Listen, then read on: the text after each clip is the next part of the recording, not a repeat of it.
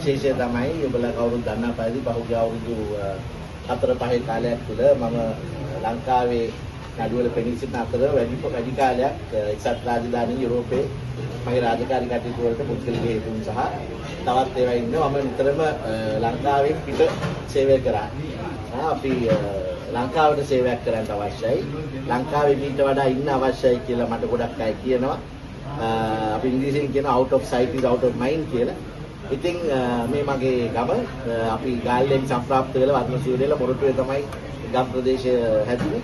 ඉතින් මොරටුව ප්‍රදේශයේ කාර්යාලයක් අපේ ශාඛා කාර්යාලයක් කරින්ට කියලා මොරටුවේ ජනතාව ගොඩක් මම ඉල්ලා සිටියා. ඉතින් මම ඉදිරියට බලාපොරොත්තු වෙන්නේ මොරටුවේ අධිකරණ කටයුතු වලත් සහභාගී වෙමින් කොළඹ නඩු කටයුතු කරගෙන යන්න.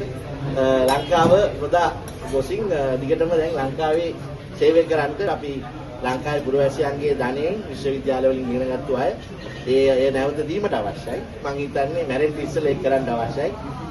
ඉතින් ඒකින්ද අපි දැන් ලංකාවේ සේවය කරමු කියලා හිතනවා. දැන් මොරටුවේ ප්‍රදේශයේ ජනතාවට එක එක තරහ දෙනවා.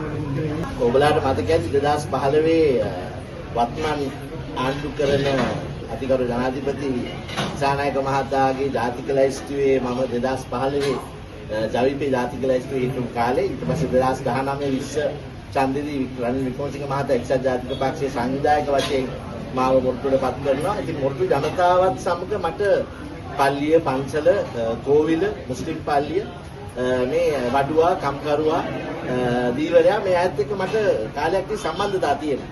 ඉතින් ඔවුන්ගෙන් ඇත්තටම තමයි එන හඬ ඔබතුමා කොළඹට වෙලා ඉන්නේ නැතුව පහුගිය කාලේ නම් එංගලන්තෙට ඉන්නේ නැතුව මොරටුවට සේවය කරන්න එන්නේ කියලා. ඉතින් මම හිතනවා මම විශ්වාස කරනවා ඔවුන්ට තවදුරටත් මම සේවය කරන්න පුළුවන්.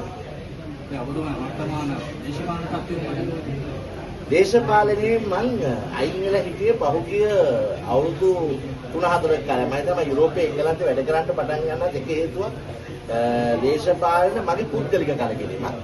ඒක රජයකට ආණ්ඩුව කලකිරීමක් නෙමෙයි. මම හිතුවා දේශපාලනයට මම සුදුසු නෑ හෝ මිනිසුන් මම දේශපාලනයට සුදුසු නෑ කියලා හිතනවා කියලා. ඒ මගේ අදහස. නමුත් ඉදිරියේදී දැන් මට පේන හැටියට ඔබතුමාලගේ ප්‍රශ්නවල පේන හැටියට දේශපාලනින් ඉවත්ලා ඉන්න බැරි කමක් තමයි තියෙන. අර ඇරිස්ටෝටල් කියනවා වගේ අපි සමහර අය මේ දේශපාලන සත්තුරු. ඉතින් අපි උපදේශිත විමුක්ත දේශපාලනයේ නියැලී ඉන්න ඕනේ. ඉතින් අවස්ථාව ආවොත් අවශ්‍යතාවයක් තියෙනවා නම් ජනතාවගේ ඒ අවශ්‍යතාවය පිළිබිඹු වෙනවා නම් ඕනෑම අවස්ථාවක ජනතාවට සේවය කරන්න දේශපාලනයේ නැවත එන්න මම පැකිලෙන්නේ. වර්තමාන විරෝධතා සම්පූර්ණ පිළිබඳව ප්‍රතිකාරයක් තියෙනවා. ඒකෙන් ඔබතුමාගේ අදහස මොකක්ද? අද ඔයාලා දන්නවා අද විශේෂ රැස්වීමක් පැවැත්වෙනවා නීතිඥ සංගමය. මේ පිළිබඳවම මම හිතන්නේ මම මේක කාලයක් තිස්සේ කියලා තියෙනවා. අද කියන්නේ ආණ්ඩු මාරු වෙන පාරට ව්‍යවස්ථා වෙනස් කරන්න ගියොත් අපි කරන්නේ ඇත්තටම රටට හානියක්. අපේ ශ්‍රී ලංකාවේ වෙච්ච පහුගිය කාලෙම වෙච්ච ලොකු ප්‍රශ්නයක් තමයි ආණ්ඩුවල. ඒ කියන්නේ රාජ්‍ය කියන්නේ සදාකාලික දෙයක්. රාජ්‍ය බලය තියෙන පුරවැසියන්. ආණ්ඩුව එන්නේ తాවකාලික. ආණ්ඩුවක් එනවා ආණ්ඩුවක් යනවා. ඒ ආණ්ඩුව කොළ වෙන්න පුළුවන්, රතු වෙන්න පුළුවන්, නිල් වෙන්න පුළුවන්. නමුත් අපි එන తాවකාලික ආණ්ඩුවල අවශ්‍යතාවයන් වලට සදාකාලික වූ රාජ්‍ය ව්‍යවස්ථාව වෙනස් කරන්න ගියොත් ඒක අපි රටට රාජ්‍යයට කරන පහානියක්. ඒකින්ද අපි ව්‍යවස්ථා සංශෝධන කරනකොට විශේෂයෙන් මේ අවස්ථාවේ සාකච්ඡා වෙන්නේ විනිශ්චයකරුවන්ගේ දුර කාලයේ දික්කිරීමක් පිළිබඳ ව්‍යවස්ථා සංශෝධනය පිළිබඳ.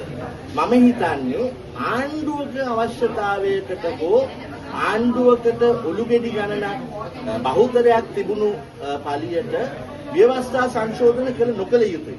ඒ පිළිබඳව පුරවැසියන්ගෙන් අහලා බලලා පුරවැසියන් සමග සාකච්ඡාවක් කරලා සත්‍ය වශයෙන්ම ව්‍යවස්ථාව වෙනස් කරලා එහෙම විනිශ්චයකරුවන්ගේ දුරකාල දික්කිරීමට අවශ්‍යතාවයක් තියෙනවා නම් එසේ ජනහඬක් තියෙනවා නම් ඒකට ජනමතයක් තියෙනවා නම් අන්නේ ජනමතය උරගා බලා ව්‍යවස්ථා සංශෝධනය කරන එක තමයි වඩා සුදුසු.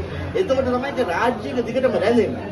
උදාහරණයක් වශයෙන් ඔබලා බලන්න ඇමරිකා එක්සත් ජනපදයේ ස්විට්සර්ලන්තය වගේ ප්‍රජාතන්ත්‍රවාදයේ කල්ගිය රාජ්‍යයන් එහෙම ව්‍යවස්ථා සංශෝධනය කරන්නේ ආණ්ඩු මාරු පස්සේ.